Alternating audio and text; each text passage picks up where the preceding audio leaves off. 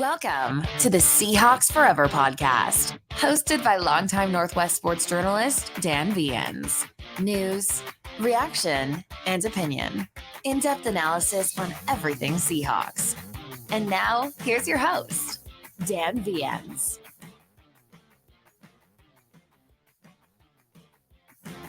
Turn off the mute button, Dan. Get this thing started right. Just occurred to me as I was listening to the intro that when it refers to me as a long time, that means old, right? Means I'm old. Means I've been through a lot of these drafts. I will say this, still coming down off the whole process from last week, and have to say this was the most fun I've ever had. Anticipating a draft, studying for a draft, trying to understand what they did in the draft. And I think, we talked about this a little bit yesterday when Bill and Keith from the Seahawks Playbook podcast joined me. By the way, thanks again to those guys and for all the great feedback you guys have given us about the episode.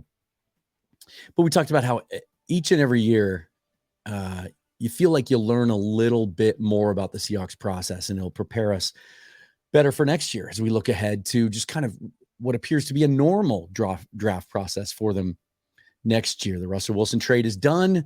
They do have the extra third next year, but otherwise all their native picks. This is when it gets fun. We were caught in that cycle for a while, and it started with the Percy Harvin trade, the Jimmy Graham trade, trading out of first rounds on a number of occasions, and then obviously culminated with the trade for Jamal Adams, where we just got used to A, drafting low, and B, not having a lot of draft picks and having to watch Schneider kind of work his magic, trade down, accumulate picks. This is a lot more fun because we get access to prospects that weren't under consideration before. Even as now we're starting to see mock drafts for 2024 come out and big boards come out for 2024. And I'm already trying to familiarize myself with some of the names that I didn't know already of some of the top 50, top 100 guys. So I know who to focus on. Well, now it doesn't really matter how the Seahawks perform next year. The entire array of available prospects is kind of open for us to dream on, right? I mean, not Caleb Williams and some of those guys that are already being talked about as top 3 picks, but I was having a conversation yesterday with somebody about Brock Bowers, the tight end out of Georgia, who's going to be likely a top 10 pick when he comes out. He's finally eligible this year. And okay, let's say that's where he's at. And the Seahawks really want a dynamic tight end. They have the wherewithal now to be able to move up. So it just kind of opens things up. And now we've seen 2 drafts in a row where the Seahawks had a top 10 pick, multiple day 2 picks, and this new draft process that John has spoken so openly about. We start to get an idea of who their guys are. I think this year more than ever. We really saw some of the character things that they look for, and some of the athletic qualities and motor and things like that. And I tried to take some of that into account when I did my shadow draft. So first of all, welcome back to Seahawks Forever. I am Dan Viens. Appreciate you listening. Hit subscribe if you're watching on YouTube. Please help support the channel that way. You'll get notification of new episodes, and follow me on Twitter at Seahawks Forever, and also subscribe on whatever audio podcast app you prefer. And if you really like what we do, lots of nice comments on the YouTube page. But if the app you use to listen on podcasts, if you listen on Apple, leave a review. That would really help out the show as well. The shadow draft. That's what we're going to get to today. We've got some news to talk about first, but what the shadow draft is, and I mentioned it on the show yesterday, this is something Keith Myers taught me when he and I were working together for 12th Man Rising. It's the idea is when the Seahawks are on the clock, you write down who you would like them to take. And with each pick, you have to adapt, because if you're sitting there at a certain draft spot, they're on the clock, there's a corner there that you like, but the Seahawks in actuality just took a corner. You have to ignore that. What did you do, and what are your plans so that you could put together a comprehensive draft. See what I mean? So if at 20, I liked Joey Porter Jr., I'm still going to take Joey Porter Jr. if I didn't take Witherspoon at 5, if he's the highest guy on my board, because if I did something different at 5, right? So that's kind of the fun of it. There were a couple of times on day 3, especially when I was trying to get that last reaction show in, and I had to get out of here before the end of the 7th round, or I had a moment they were on the clock in the 6th round, and I almost forgot to make a pick. So there is a little bit of stress involved, but I'm going to unveil that today. I'm going to show you side by side with what the Seahawks did at each pick, and then where the players I ended up taking ended up going. Did I get any of them exactly the same as the Seahawks? Was I way off in some of my assessments? Were players taken right after that? And then what does the overall draft class look like in comparison to what the Seahawks did? But before we get to that, there is some news today. And the 12s, Seahawk faithful, are a little bummed today. Poona Ford signed a 1-year deal with the Buffalo Bills. Reportedly, according to Tom Pelissero of NFL Network, took less money to sign in Buffalo than he had offers elsewhere because he saw an opportunity there to potentially win a Super Bowl. Buffalo's interest in Poona was no surprise. They had him in for a visit, had an offer out to him before the draft that he declined, and they upped that offer a little bit today or yesterday, in part because now that we're beyond May 1st, any signings doesn't affect their compensatory pick formula for next year. And they've got a high pick coming to them because they lost Tremaine Edmonds, right? And so the interest was there. All 4 of their key interior defensive linemen, including guys like Ed Oliver, are on expiring contracts. And so they just wanted to sort of get the guy into the program, and he fits a need. And reading about the fit there, he's going to play one tech. He's going to play true nose tackle. He's not going to play out of position like he did here last year. And that's something we talked about at length yesterday, Keith and Bill and I. And Pete Carroll was very transparent about his desire to bring Poona back, and actually after the draft even used the word need. We need him back. We may never know what their offer was to him. They may have been counting on the fact that he might have taken less to return. But the issue, as much as we might like some of the guys that they drafted and signed, in Draymond Jones and Jordyn Reed, very, very thin up front still. And as we discussed yesterday, not just thin up front, the bodies are there, and there's upside with Cameron Young and Mike Morris. But to count on rookies, especially to count on rookies that obviously haven't fully developed yet and are going to need some time and some coaching and some development. Cameron Young, Mike Morris might end up being foundational defensive line pieces on this roster, but probably aren't going to see the best of them until year 2 or 3. I think a good example of that would be Boye Mafe. We saw flashes last year. He wasn't ready for a full-time role and still had some things he needs to work on in his game on the edge. So what do we do now? Because look, the bottom line is this, and I was just chatting with Michael Thompson before I went on the air about the analogy that came to mind for me is this. We may like the group that they have, and right now, literally on their roster, this is what the Seahawks have. Draymond Jones, we're excited about him, right? But it all seems to kind of be on his shoulders at this point. Jordyn Reed, mixed bag. His tape in Green Bay last year, not good. Is he going to be closer to the player that they had when he was in Seattle the first time, or the solid performance that he put together when he went to Kansas City? Then there's Miles Adams, the undrafted free agent going into his 3rd year, kind of undersized guy, flashed last year on the active roster, but he's an unknown. And then the 2 rookies, Cameron Young, Mike Morris. That's it. Brian Monet is going to start the season on the pup. He may not be counted on at all this year. That knee injury wasn't just a clean ACL. It sounds like it was more than that. They signed Robert Cooper in undrafted free agency, traditionally built nose tackle out of Florida State, 6'2", 335. They've had luck with those guys in undrafted free agency. But what do? You have to add, I think, as we were discussing yesterday, 2 veterans to that group. And they're not going to be guys that are sure things, guys on veteran minimum deals, guys that want to be part of the culture and part of the program here, but that can help in a rotational role and ease some of the burden on those rookies. We always look to the guys that we recently let go. And so the attention is going to shift now to Al Woods and Shelby Harris. Woods is, I think, 34 now, 35.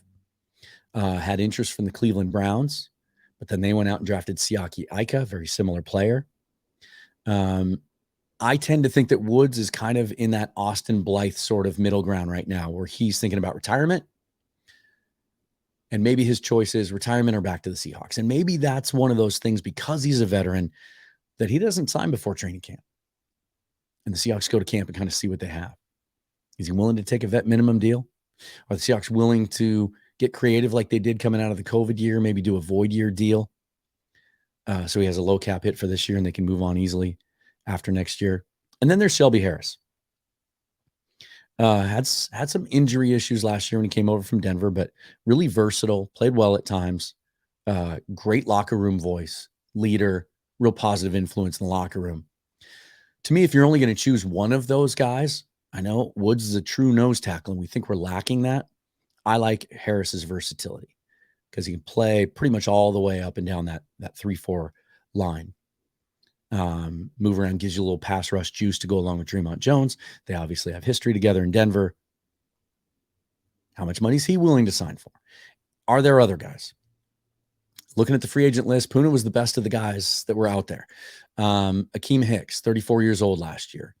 These are just the guys, veteran interior defensive linemen that are free agents currently that played at least 30% of their snaps with their team last year. Akeem Hicks, run stuffer, but over the last 5-6 years has missed multiple games each year.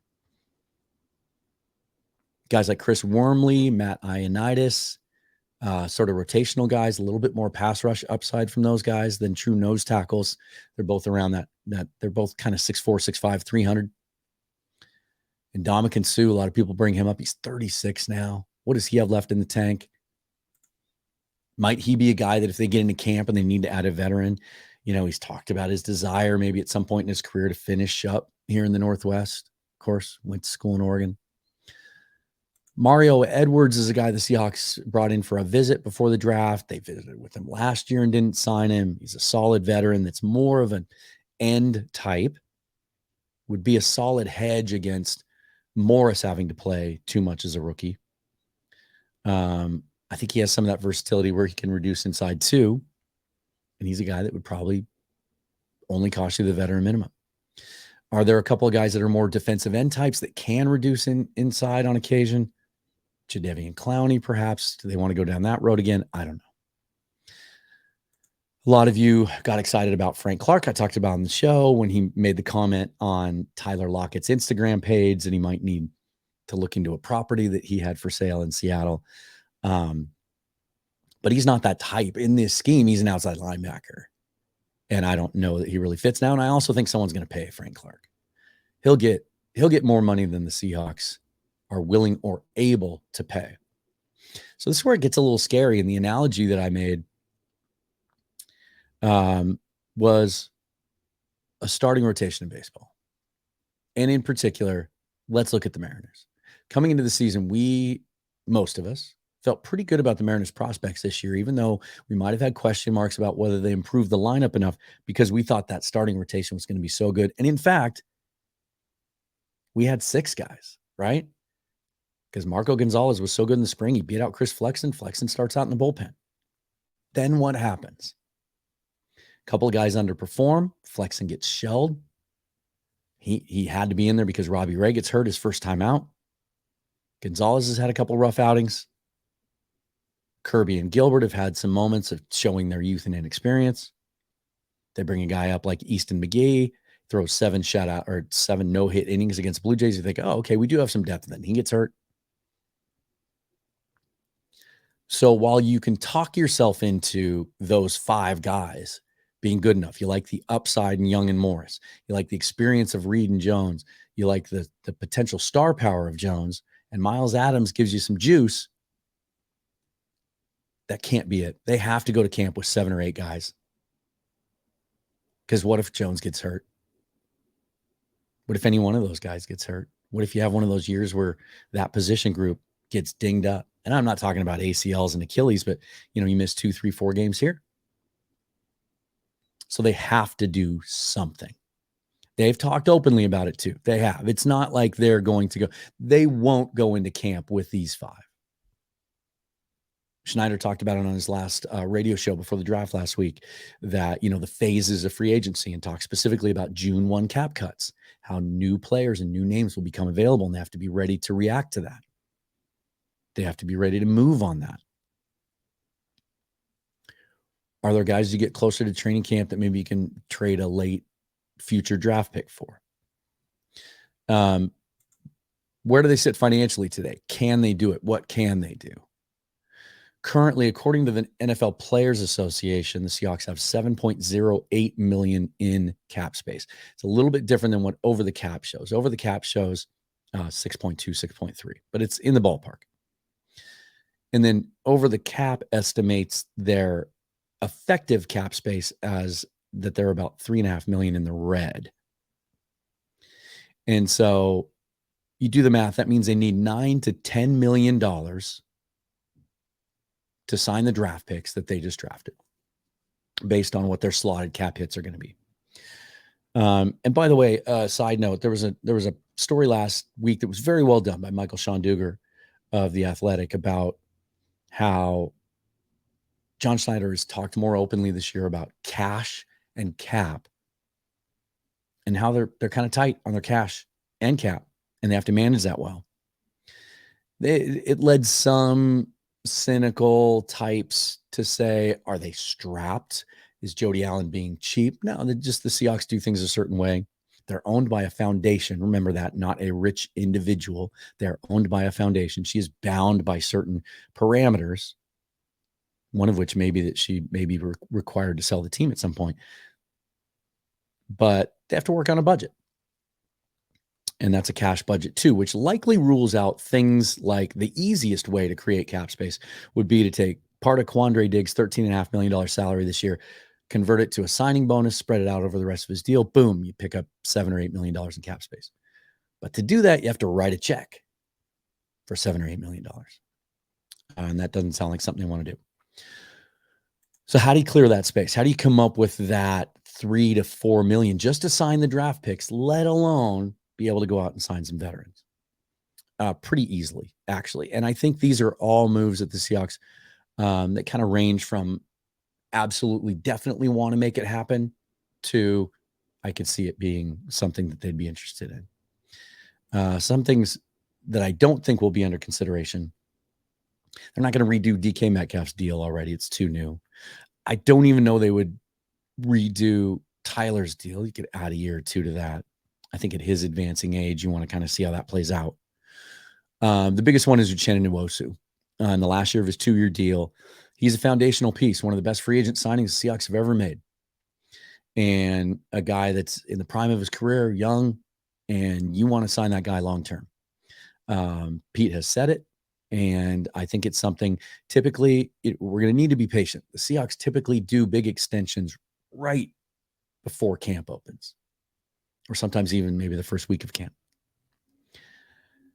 Nwosu's cap hit this year is about $13 million, a little over $13 million.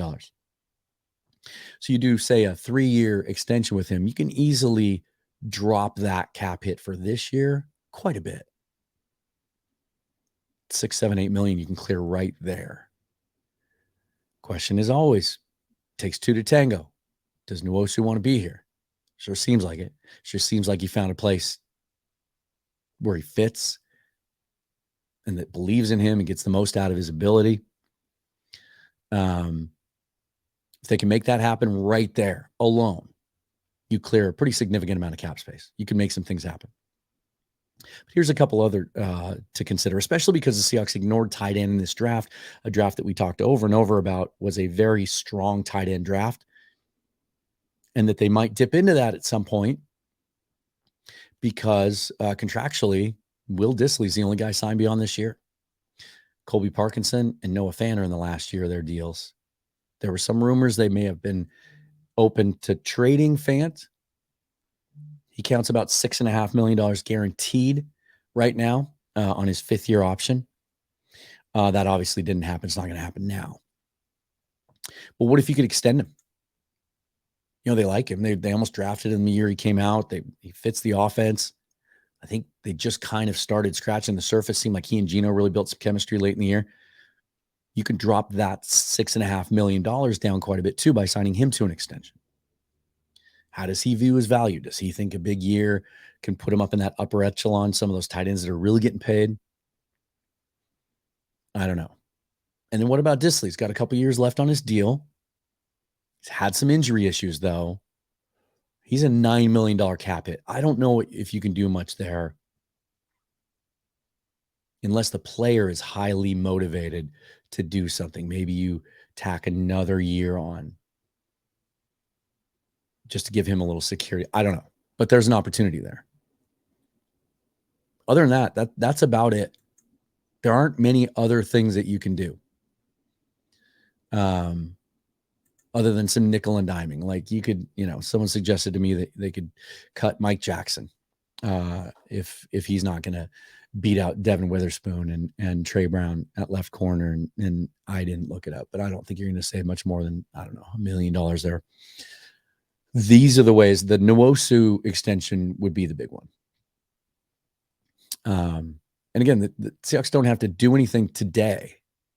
If they're confident they can get that move done and they feel like they need to strike now to get a player they want to add to that defensive line rotation, if Shelby Harris comes to him tomorrow and says, hey, look, I'll do a deal that gives me a $2 million cap hit this year, but I need to sign it now. Otherwise, I'm going to look around or take this other offer.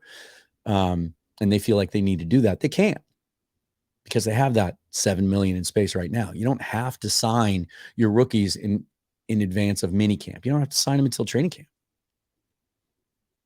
So they have some time, but they better be damn sure that they can get some of these other things done. Other news, as expected, Jordyn Brooks' 5th-year option was declined by the team, would have guaranteed him $12.7 million next year. There's no way they were going to pick up that 5th-year option with him coming off an ACL. But again, I think he's another one of those guys. He is everything the Seahawks look for in character-wise, how he's wired. The linebacker market is pretty affordable. We saw this offseason, the top guys, the big name guys got some money. But Brooks isn't going to ascend to that level, especially coming off an injury. So I think the odds are pretty good that if he comes back from the injury and he looks good and he plays good, that they could probably still keep him in the program. Because linebacker, beyond next year, we're going to talk about this a little bit in this shadow draft coming up in a couple of minutes. The only linebackers signed beyond this year are outside linebackers. Devin Bush, 1-year deal. Bobby Wagner, 1-year deal. Vi Jones, the undrafted free agent. John Radigan. Those guys are on tenders. Nobody signed long-term as an inside linebacker, and they didn't draft one. I think they're counting on that as they move forward. What they could have done to make us breathe a little easier there is draft a linebacker or two, right? So this is called the shadow draft, and let's get into this. I'm just going to bring it up. If you're watching on the video, the live feed, I am going to bring up the screen right there. And what you see on the left side there in the green is Seahawks actual picks at each spot. And then next to it, the player that I had written down when the Seahawks were on the clock before the pick was announced, what I would have done in that pick.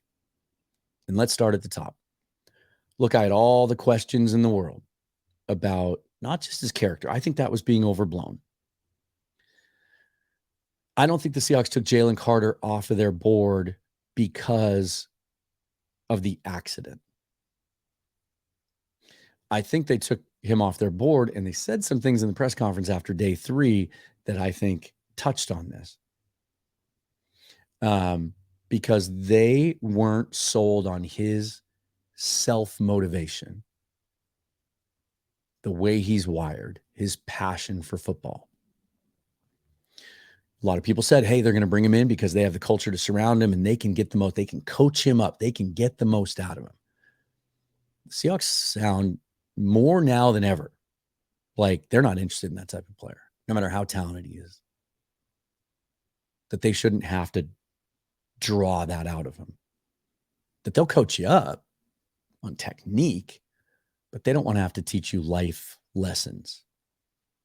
They want players that are already waking up every day trying to find ways to be great. But I went ahead and took Jalen Carter because, as I'd said many times leading up to the draft and in a lot of the mocks that I did, when you took Jalen Carter at 5, just based on talent alone, the rest of the draft board really fell into place in a much better way. And it feels like you're working from ahead instead of behind, right? And then as I had locked in my philosophy leading up to the draft, we talked about this in the last mock I did before the draft, that I was just going to keep it simple. I was going to draft for need, but take players that I thought were rated in that range on the board, but take care of my biggest needs first so I could let the rest of the draft fall to me. So at 20, I took Myles Murphy, the edge defensive end out of Clemson. I have questions about him as a prospect. Don't know anything about his personality or character other than at his size and length and athletic profile, you can see a player to be unlocked in there. Production didn't always show up on tape, didn't have big sack numbers, didn't make a lot of dynamic plays, but strong edge setter, really athletic, big, long, could move inside and out. I thought, man, if you could get Jalen Carter and Myles Murphy in that first round, go to bed that night, you can wake up and just let the rest of the draft happen however you want it to happen or however the board falls to you, which allowed me to do some things on day 2.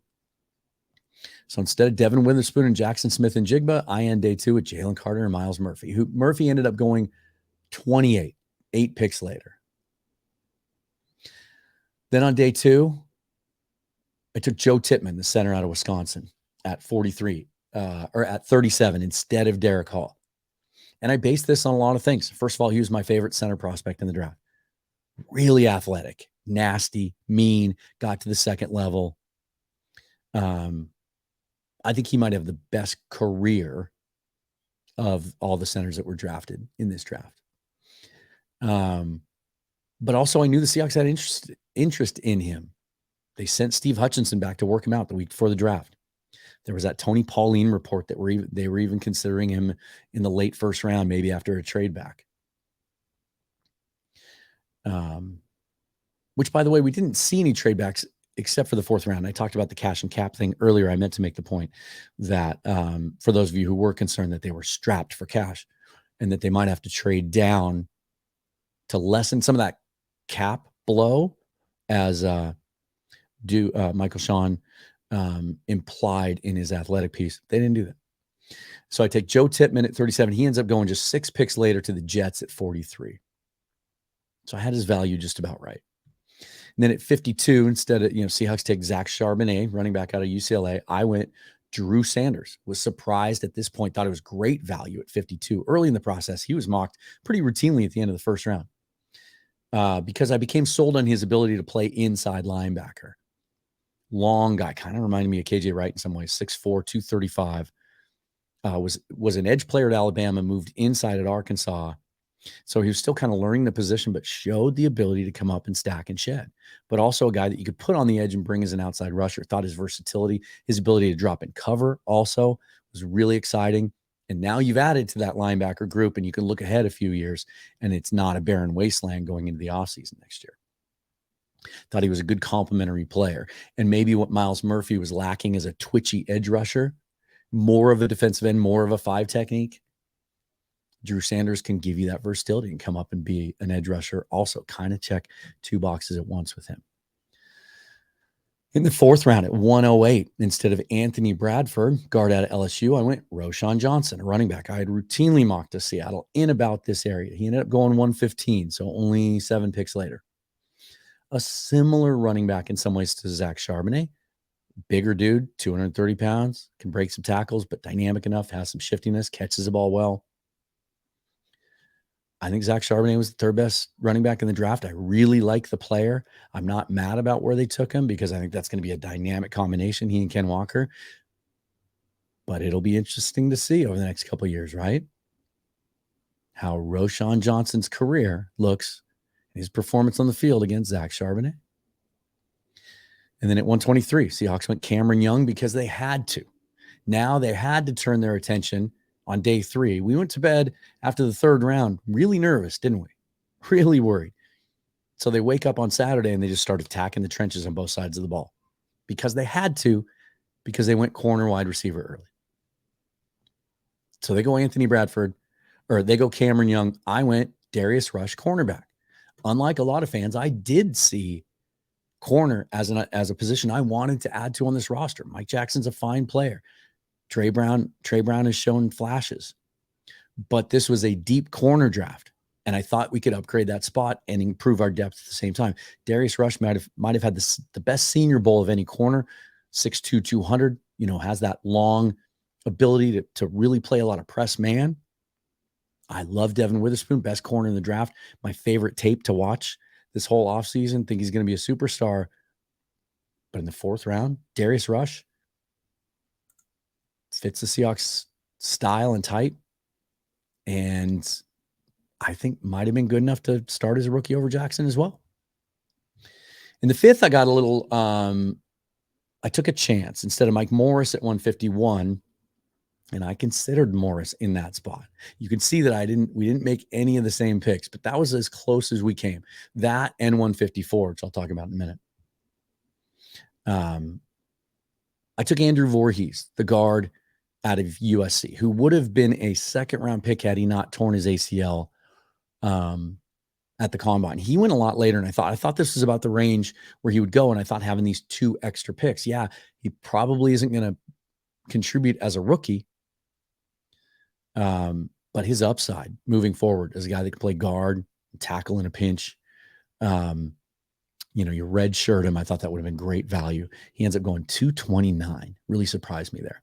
And then at 154, I mentioned that, I gave some thought to this player, not in taking him in my shadow draft, because I had taken Joe Tippmann, but I liked him in this spot because I actually even tweeted after they took Morris, hey, why don't we just stay at Michigan, take the other center there. I went Parker Washington, wide receiver out of Penn State, a guy that I've liked all through the process, a slot guy. So he would have still fit that same role as JSN. A little short, I think 5'10", kind of reminds me of Doug Baldwin in the way he's built, sort of looks like a running back. Really strong player, good route runner, had some injury issues last year, was hurt through the process, so he slipped a little bit. But he was still available there, and I thought, because I hadn't addressed receiver yet, I thought that would have been great value. In the 6th round at 198, they take Jarek Reed the second, safety out of New Mexico. I took one of my favorite players leading up to this draft, Moro Ojomo. In the 6th, I wanted to add one more player to that rotation. Talked about it in the show yesterday, and this is what I wish they would have done. Love Kenny McIntosh as a player. I think that's going to give us a dynamic young running back room. I'm not mad about it. But Ojomo was still on the clock. Even then, he didn't go till 249, as you can see. And I just thought, as a guy with one of the hottest motors in the draft, guy that could play tackle and end, that I keep saying this every time I bring up his name, but one scouting report, one opposing coach, one opposing college coach said his game film looks like training tape on how to play the run. But he had some pass rush wiggle too, had a little upside there. I just thought another body. So now you're getting a little bit deeper. You're adding 3 bodies there instead of just the 2. And a guy that I really, really like. And then in the 7th round, of course, the Seahawks take McIntosh at 237. I was really shocked that Ivan Pace Jr. was still on the board and ended up not being drafted, going into undrafted free agency. It's a shame the Seahawks couldn't have landed him. I can't remember where he went. Cleveland, maybe. The only thing wrong with Ivan Pace Jr. is he was too short. 5'11", 230, defensive player of the game in the Senior Bowl. Incredibly productive. Over 20 tackles for loss. I think he had 10+ sacks. They used him as a blitzer a lot. But also even as an undersized guy, a guy that can go sideline to sideline and just plays with his hair on fire and is a heat-seeking missile looking for players to hit. Thought he would be a guy that, even if he was never a full-time every down starter, would be a nice little compliment to Drew Sanders moving forward. So there it is. That's my shadow draft. Jalen Carter, Miles Murphy, Joe Tippmann, Drew Sanders, Roshan Johnson, Darius Rush, Andrew Voorhees, Parker Washington, Moro Ajomo, Ivan Pace. What do I like better about what the Seahawks did? Even though it scared me because we had to wait on them checking those boxes for need, I like the character of every player they took. I like what that locker room is going to be like. I also like the fact that they got the best player at 2 different impact positions on the roster. Devin Witherspoon at 5, the best, most dynamic corner in the draft. And I think a unique guy that's going to uplift that defense. And Jackson Smith and Jigba, a guy that I think that can be a superstar in the slot and complement DK Metcalf and Tyler Lockett and that tight end group and those running backs. And this could be the most dynamic offense we've seen in Seattle in quite some time. So I like what they did there. I like all their picks overall. I would have felt better about the bodies we had on the defensive line, but I'll say this. Both these lists make me nervous, but for different reasons. Looking at the Seahawks defensive line group that we just talked about makes me nervous because I don't know how much Young and Morris are going to be able to give you as rookies, and we need to add a couple of veterans to that group. It's just light right now, and that scares me. I would have been worried.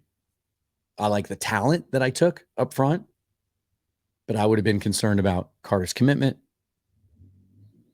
And that hanging over, like that question just would have been there every day. How's Jalen Carter looking? Is he working hard? How's his weight? Is he doing it? It would have just been such a microscope. I think it would have been a huge distraction. And then Miles Murphy, just not really sure where he fits or what his upside is. I mean, I think there's a chance 3 years from now, we might look back and say Mike Morris is a better player. Just that really stereotypical kind of poster child for 3-4 defensive end because he's bulking up to 295. I bet he shows up at camp at 300, 6'6", long limbs, bull rusher, hot motor. It'll be interesting to see. Like I said, I think Joe Tippmann's going to have a better career than Olusegun Oluwatimi. I have fallen in love with the Anthony Bradford pick. I think he's going to start at some point as a rookie over Phil Haynes, and I think he's going to be potentially a Pro Bowl guard and a guy that can contribute as a rookie. So I'm not going to say it's a wash. I actually think Bradford might be a better player long-term than Voorhees. I didn't get a safety, but I got a corner. And I think the running backs, I don't know that the drop-off from Charbonnet to Roshan Johnson is that severe. And I'll tell you this, if the Seahawks had taken Roshan Johnson in the 4th instead of Charbonnet in the 2nd and had taken Sanders, the running backs are an important crowd would be much quieter right now. So I don't know, man, as I'm looking at this, Keith said last night, he said, you never like your shadow draft better. And I get that because what the Seahawks did is a known quantity. Seen all their interviews, right? Talked to them. We've gotten to know them. I really don't know anything about how these other guys are wired. What do you like better? What do you think? Would love to just mention it in the comments. Which one do you prefer and why? Did you do a shadow draft? And if you did, what were some of the picks? Even if you just have 1 or 2 examples of guys that, when we were on the clock at 108, for example, and there's a guy there that you were just in love with. Tell me in the comments, hit subscribe, follow the page, support the page. Really appreciate all the support during the draft season. This has been, as I said, just a tremendous, tremendous amount of fun. And now we move on, right? We get into more free agency. I'll certainly keep you abreast of any news and react to that. We'll start breaking down the position groups and the depth chart one by one, and getting some guests on. Dana and I talked about having her on sometime soon when things settle down for her and she's recovered, about her experience at Kansas City going to the draft. And then we'll just continue getting some of my favorite podcasters and analysts on here to give us their take. I've got a couple of really, really fun surprises lined up for the offseason as well. So might take a break for the rest of this week unless there's any breaking news. Might just take a breath. Hope you do too. Hope you enjoyed this. Can't wait to hear your comments on the Shadow Draft. Subscribe to the page. Follow me on Twitter. I am Dan Viens. Thank you for listening and watching. Listening to and watching Seahawks Forever podcast. We'll see you next time.